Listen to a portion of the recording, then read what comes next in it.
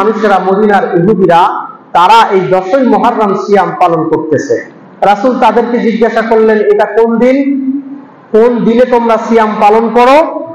বলে এটা হচ্ছে সেই দিন যেই দিন আল্লাহ পাক রব্বুল আলামিন হযরত মুসা আলাইহিস সালাতু ওয়াস সালামকে এই ফিরাউনের কবল থেকে নাজাত দিয়েছিলেন, মুক্তি দিয়েছিলেন। এই শুকরানা বা এই জিনিসটাকে সম্মান জানিয়ে আমরা এই 10ই মুহররমকে সিয়াম পালন করি। 10ই মুহররমে আমরা সিয়াম পালন করি। মুহররম তথা আশুরা, আমরা সকলেই জানি যে আল্লাহ পাক রব্বুল আলামিনের কাছে সম্মানিত মাস হচ্ছে 4টি।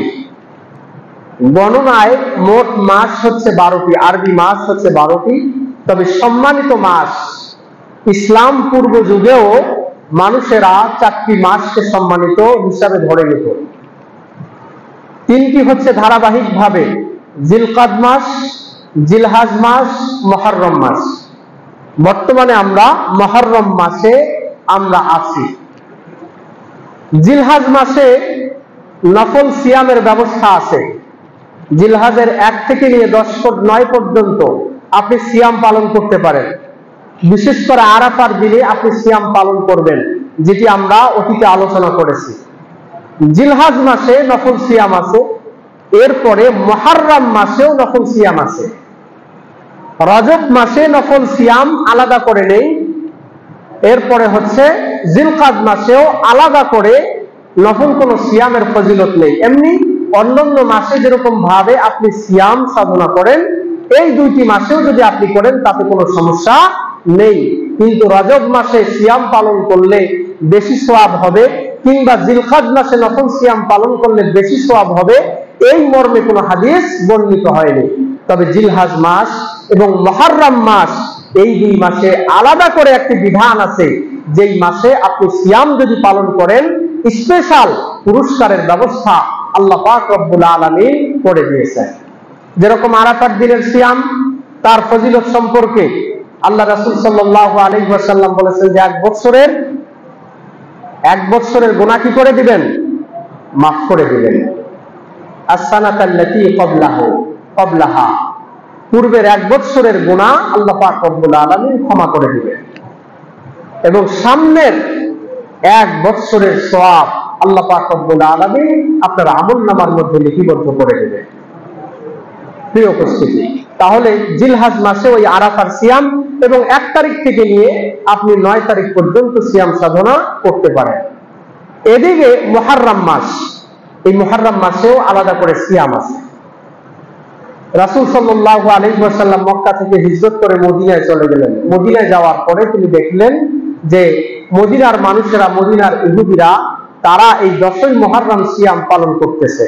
রাসূল তাদেরকে জিজ্ঞাসা করলেন, এটা কোন দিন, কোন দিনে তোমরা সিয়াম পালন করো? বলে এটা হচ্ছে সেই দিন যেই দিন আল্লাহ পাক রব্বুল আলামিন হযরত মুসা আলাইহিস সালাতু ওয়াস সালামকে এই ফিরাউনের কবল থেকে নাজাত দিয়েছিলেন, মুক্তি দিয়েছিলেন। এই শুকরানা বা এই জিনিসটাকে সম্মান জানিয়ে আমরা এই 10ই মুহররমকে সিয়াম পালন করি। 10ই মুহররমে আমরা সিয়াম পালন করি।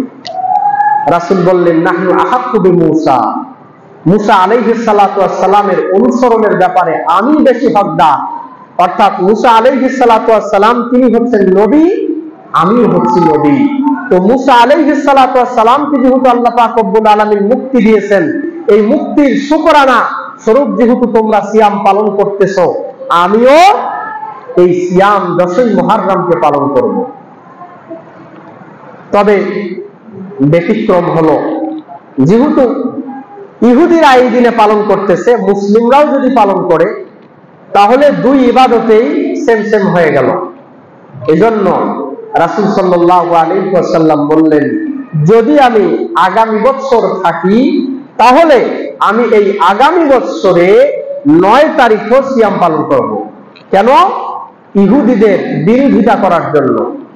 তাহলে 10ই মুহররম এবং 9ই মুহররম এই 2 তারিখে রাসূল সিয়াম রাখার তিনি নিয়ত করেছিলেন। কিন্তু পরবর্তী বছর রাসূল যখন এই ঘটনা রাসূলের সাথে হলো, রাসূল সাল্লাল্লাহু আলাইহি ওয়াসাল্লাম এই পরবর্তী বছরে রাসূল সাল্লাল্লাহু আলাইহি ওয়াসাল্লামের ইন্তেকাল হয়ে গেল।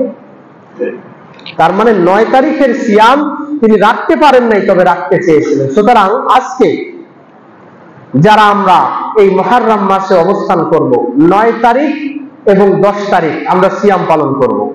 অথবা কোন কোন ওলামায়ে কেরামগণ বলেছেন যে বিরোধিতাই যেহেতু উদ্দেশ্য, 10 তারিখ এবং 11 তারিখ এই দুই ভাবেই যদি সিয়াম পালন করা হয় তাহলে সেটি আদায় হয়ে যাবে।